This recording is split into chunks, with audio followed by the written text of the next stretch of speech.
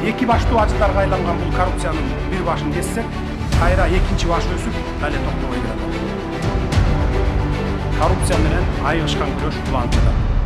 Өлкөнүн өнүгүүсүнө залакасын тийгизип жаткан коррупциялык көрүнүштөрдү ооздуктоого саясий эрк жетиштүү. Кыргыз Республикасынын президенти Садыр Жапаров: коррупцияга жол жок.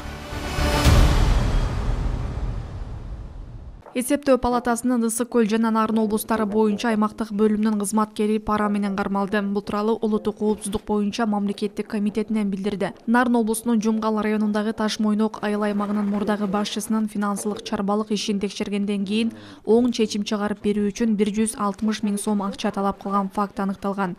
Ысык Көл жана Нарын облустары боюнча аймактык бөлүмүнүн кызматкери 100 миң сом пара алып жаткан жеринен кармалды.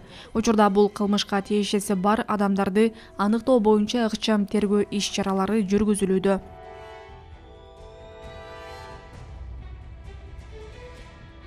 Өлкөнүн өнүгүүсүнө залакасын тийгизип жаткан коррупциялык көрүнүштөрдү ооздуктоого саясий эрк жетиштүү.